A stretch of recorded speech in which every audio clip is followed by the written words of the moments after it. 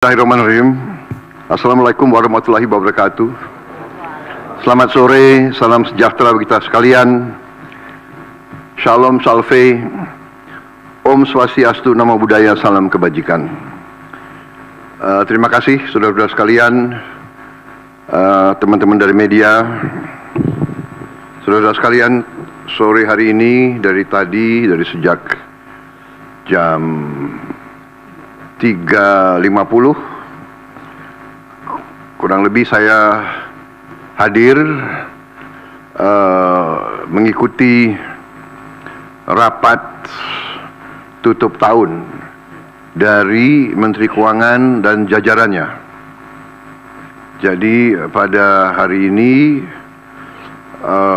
jajaran Kementerian Keuangan mengikuti arus masuk uang ke pemerintah Indonesia dari perpajakan, dari bea cukai, dari PNBP, ya. Kemudian karena tepat pada waktu nanti 00, berarti tahun anggaran 2024 ditutup. Tadi saya diberi paparan oleh Menteri Keuangan pelaksanaan dari APBN 2024 dan alhamdulillah di tengah tantangan global yang penuh ketidakpastian, penuh ketegangan, penuh penekanan terhadap perekonomian dunia seluruhnya yang mempengaruhi harga-harga komoditas, yang ujungnya mempengaruhi penerimaan kita, juga mempengaruhi harga-harga minyak dan gas. Ternyata kita masih bisa mengelola keuangan negara dengan prudent, dengan bijak, dengan hati-hati, dan kita masih mampu untuk mengendalikan defisit kita dalam koridor yang masih cukup hati-hati dan cukup mampu kita kelola. Dalam hal ini juga saya kira ada baiknya juga saya menyampaikan beberapa hal tentang kenaikan tarif pajak pertambahan nilai (PPN) yang mungkin masih ada suatu keraguan-raguan atau suatu pemahaman, ya, yang tepat, sehingga saya setelah koordinasi dan diskusi dengan Menteri Keuangan dan jajaran beberapa kementerian lain, saya merasa perlu bahwa untuk menyampaikan sendiri masalah PPN 12% ini.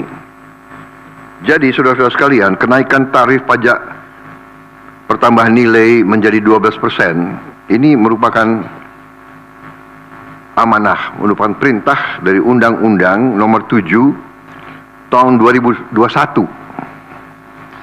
tentang harmonisasi peraturan perpajakan.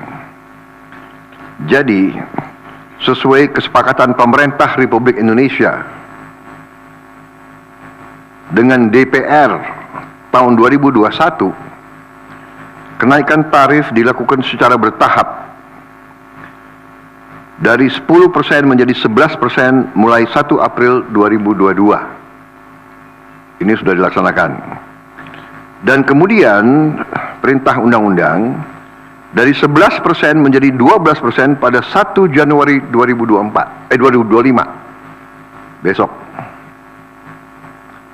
Kenaikan secara bertahap ini dimaksud agar tidak memberi dampak yang signifikan terhadap daya beli masyarakat, terhadap inflasi, dan terhadap pertumbuhan ekonomi. Saudara-saudara, sudah merupakan sikap pemerintah yang saya pimpin, juga saya yakin juga pemerintah pendahulu saya, bahwa setiap kebijakan perpajakan harus selalu mengutamakan kepentingan rakyat secara keseluruhan, perlindungan daya beli rakyat, serta mendorong pemerataan ekonomi. Komitmen kita adalah selalu berpihak kepada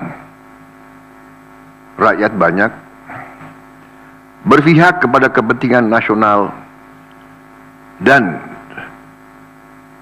berjuang dan bekerja untuk kesejahteraan rakyat.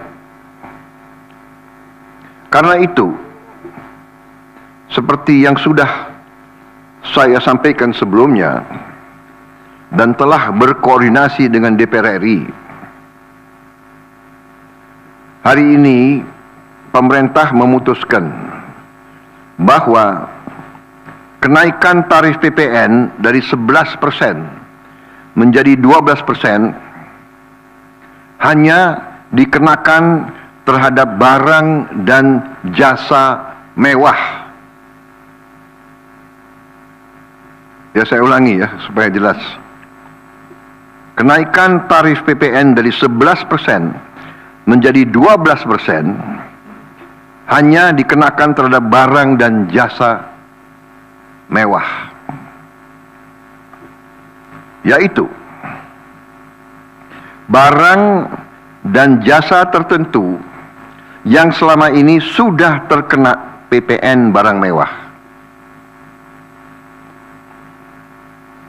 yang dikonsumsi oleh golongan masyarakat berada, masyarakat mampu.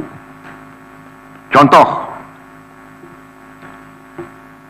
pesawat jet pribadi itu tergolong barang mewah yang dimanfaatkan ataupun digunakan oleh masyarakat papan atas. Kemudian kapal pesiar, yacht, ya, motor yacht. Kemudian rumah yang sangat mewah, yang nilainya di atas golongan menengah. Artinya, untuk barang dan jasa yang selain tergolong barang-barang mewah, ya, tidak ada kenaikan PPN, yakni tetap sebesar yang berlaku sekarang, yang sudah berlaku dari sejak tahun 2022. Ya. Untuk barang dan jasa yang merupakan kebutuhan pokok masyarakat, yang selama ini diberi fasilitas pembebasan atau dikenakan tarif PPN 0%, masih tetap berlaku. Ya, saya ulangi, barang dan jasa yang merupakan kebutuhan pokok masyarakat yang selama ini diberi fasilitas pembebasan dari pajak, ya, yaitu PPN 0% masih tetap berlaku.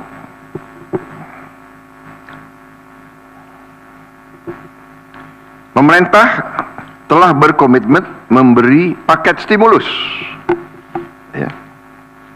Nilai stimulus itu adalah 38,6 triliun. Seperti yang pernah diumumkan sebelumnya. Bantuan beras untuk 16 juta penerima bantuan pangan, 10 kg per bulan. Diskon 50% untuk pelanggan listrik dengan daya maksimal 2200 volt. Pembiayaan industri padat karya. Ya. Insentif PPH pasal 21 bagi pekerja dengan gaji sampai dengan rupiah 10 juta per bulan. Kemudian bebas PPh bagi UMKM beromset kurang dari 500 juta per tahun dan lain sebagainya. Jadi paket stimulus ini nilainya semua adalah 38,6 T. Untuk barang dan jasa yang dibutuhkan oleh masyarakat banyak, yang tetap diberi pembebasan PPN, yaitu tarif 0%, antara lain kebutuhan pokok, beras, daging, ikan, telur, sayur, susu segar, jasa pendidikan, jasa kesehatan, jasa angkutan umum, rumah sederhana, air minum. Saudara-saudara, dengan ini saya kira sudah sangat jelas bahwa pemerintah akan terus berupaya untuk menciptakan sistem perpajakan yang adil dan pro rakyat. Saya kira hal-hal yang lebih teknis akan ditindaklanjuti oleh kementerian-kementerian yang terkait dan semua lembaga yang terkait. Saya kira itu saja dari saya. Terima kasih. Wassalamualaikum warahmatullahi wabarakatuh. Charom Salve, Om Santi Santi Santi, Om Namo Buddhaya, salam kebajikan dan selamat malam tahun baru. Dan saudara lihat, malam tahun baru pemerintah masih bekerja, ya. Sampai nanti jam 00.00 pemerintah tetap sebagian besar pejabat ada di kantor masing-masing. Saya kira itu. Sekali lagi, untuk seluruh saudara-saudaraku sebangsa dan setanah air, selamat menghadapi tahun baru. Kita hadapi tahun baru dengan gembira, optimis, percaya diri bahwa Indonesia akan bangkit. Terima kasih. Selesai.